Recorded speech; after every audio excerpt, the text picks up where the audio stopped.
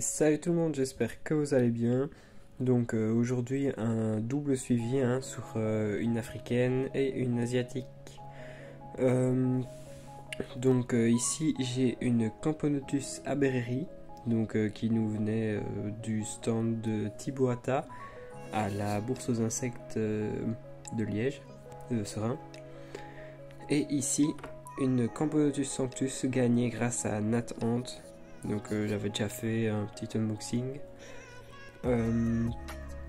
Donc aujourd'hui on va voir un petit peu l'évolution chez les deux. Je vais commencer par la Sanctus parce que ici elles étaient sur le tapis chauffant. Donc vous voyez il y a un petit peu de condensation là. Commencer par la Sanctus. Donc je vais passer en macro et je vous reprends directement après. Donc nous voilà en macro sur la Sanctus. Donc la Sanctus, une espèce africaine qui vient donc de Turquie et du Maghreb. La reine est fort foncée avec un petit peu de jaune sur l'avant du gastre. Et les ouvrières sont jaunes transparentes. Un peu comme les Fetchenkoi mais en plus jaune. Donc l'évolution par rapport à quand je l'ai reçue. Elle m'a fait une ponte et j'ai des œufs qui ont éclos et j'ai une nouvelle ouvrière. La nouvelle ouvrière c'est celle-ci. J'ai vu ça il y a 2-3 jours qu'un cocon était ouvert. Voilà. Ici je leur ai fait un tube humide mais compartimenté pour qu'elles aient une salle, deux salles sèches, ici un peu à manger. Comme ça elles peuvent choisir où aller parce que comment dire, certaines Camponotus sanctus préfèrent avoir un peu d'humidité. Comme ça elles peuvent choisir où elles vont et je dois quand même de temps en temps m'absenter. Comme ça je ne dois pas forcément regarder à ce qu'elles aient un abreuvoir. Comme ça c'est plus simple pour gérer. C'est une Camponotus assez grande. Je vais essayer de mettre mon doigt tout près. Voilà. Donc mon pouce par rapport à la Camponotus sanctus. Là.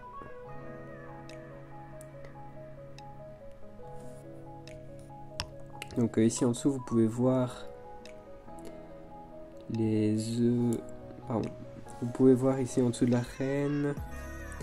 Essayez de la tourner. Vous pouvez voir là 3-4 petites larves et donc il y a 4 œufs. Voilà.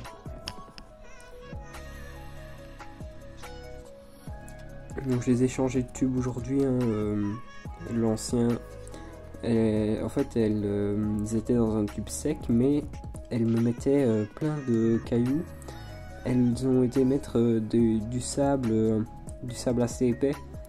Elles ont été le mettre contre l'abreuvoir pour qu'il soit humide, puis elles me rentraient dans le tube. Donc j'avais de l'humidité dans le tube, c'est pour ça que je me suis dit que j'allais leur faire un tube humide. Et j'ai fait ça ce matin.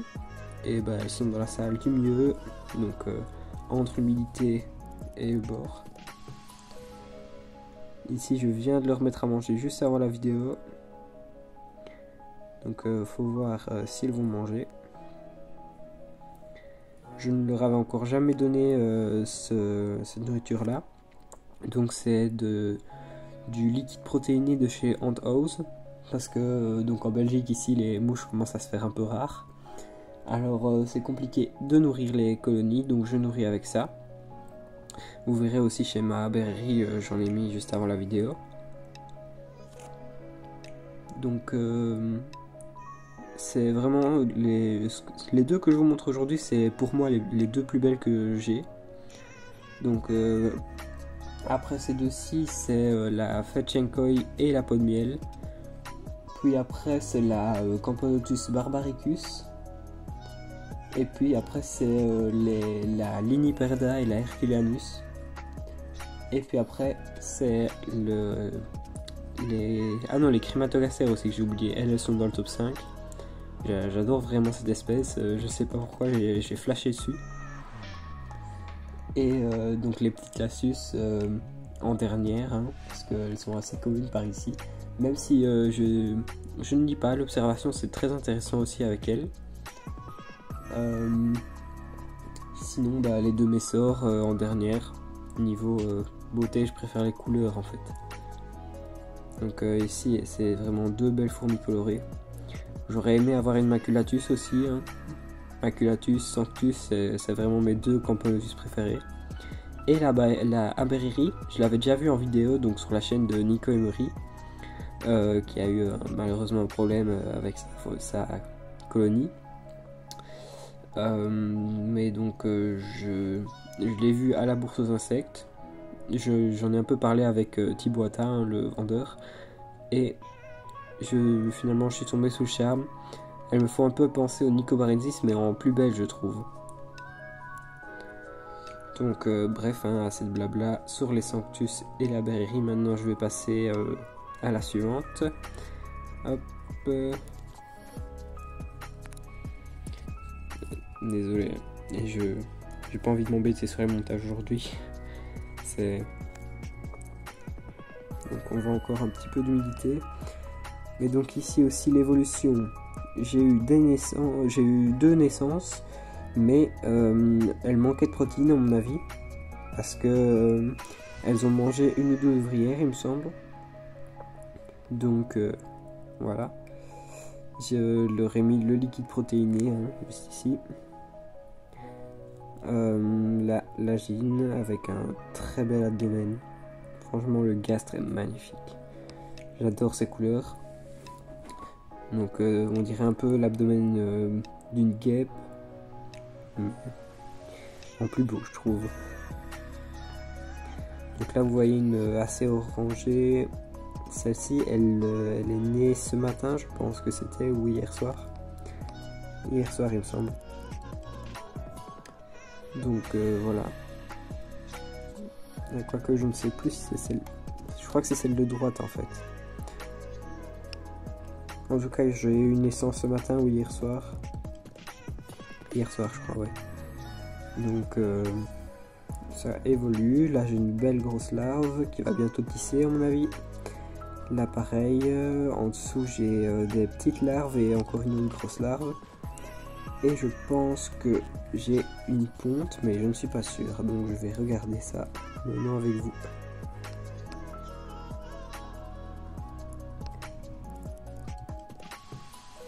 Et non, je ne pense pas qu'il y ait de ponte. C'est que des larves. Ah, de ce côté-ci peut-être en fait. Je vais essayer de voir. Non, des petites larves. Ah, quoique je me demande si c'est pas un œuf là. Non, c'est une petite larve qui vient d'éclore. Ok.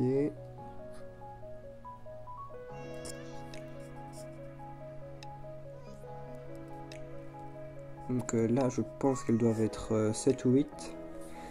On va voir ça, on va compter. 1. Donc 1, 2, 3, 4, 5, 6, 7. 7, je pense qu'elles sont.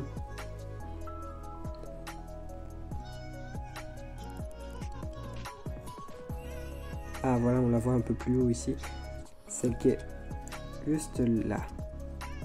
C'est celle-là qui est née. Donc on la voit, elle s'occupe du couvain. Donc au niveau dans la colonie des tâches, on va dire, c'est pas ceux qui ne s'y connaissent pas bien en fourmis. On m'a déjà dit plusieurs fois, est-ce que c'est la reine qui dit toi fais ça, toi fais ci, toi fais ça, etc. Mais non, donc si vous débutez en fourmis, ce n'est pas du tout la reine qui dirige. La reine c'est juste la fondatrice, on va dire. Enfin, elle va juste pondre. Son rôle, c'est l'avenir de la colonie. Donc voilà. Quand une ouvrière va naître, elle va au début s'occuper du couvain uniquement, elle ne sortira jamais. Et donc une fois qu'elle aura un peu vieilli, là elle va s'attaquer aux tâches de la fourmilière, donc agrandir, nettoyer, etc. Et quand elle sera plus vieille et en fin de vie, elle va être dans l'aire de chasse, etc. Elle va sortir pour chercher la nourriture. Parce qu'une vieille ouvrière sera une perte moins importante pour la colonie qu'une jeune ouvrière. Donc c'est un peu de la logique. Donc comment dire,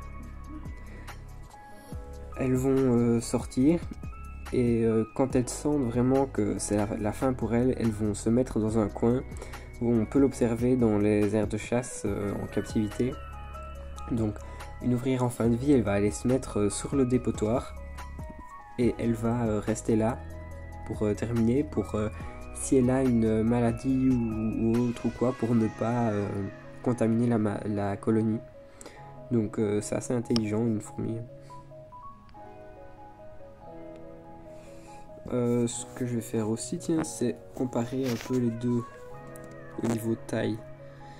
Mais ça, je vous le ferai, je vais vous le faire sans la lentille. Donc hop, je l'enlève.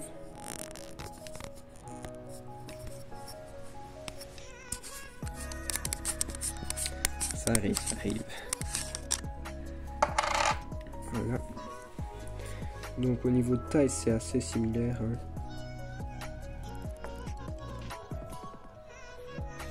La Sanctus est un petit peu plus grande, je pense. Donc il faudrait que la gymnase se mette droite. Donc les deux, vous voyez là. Pouce.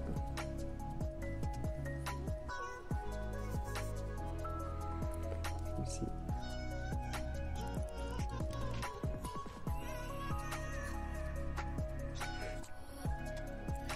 Donc vous voyez, hein, comme c'est des plus grosses fourmis, elles font des œufs plus gros que les autres.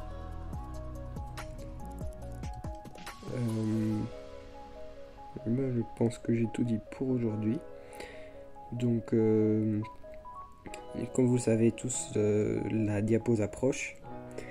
Je pense que je ferai dans 2 semaines dernier suivi sur toutes mes espèces et je ferai ça le jour où je les mets en diapause.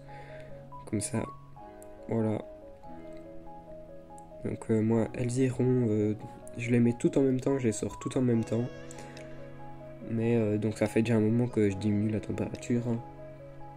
Là elles sont aux alentours de 18 plus ou moins. Et donc ça va encore continuer de baisser. Et puis après elles iront entre 10 et 15 degrés dans mon grenier. Donc moi je les mettrai dans des boîtes en polystyrène hein, pour éviter quand même qu'elles aient trop froid. Et comme ça garde un petit peu, ça garde la température comme elle est en fait.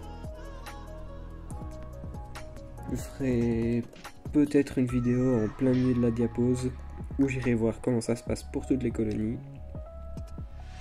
Mais sinon, il y aura quand même des vidéos pendant la diapause hein, sur mes espèces qui n'en font pas. J'en ai 3 qui font une diapause chaude, donc qui restent à température ambiante et qui seront encore actives. Et le reste, donc mes 2 messors, la Camponosus fetchenkoi, celles-là, elles ne feront pas de diapause. Et voilà, donc on va terminer sur ce. Donc à bientôt, un petit like, on s'abonne, hein. Merci d'avoir regardé jusqu'au bout.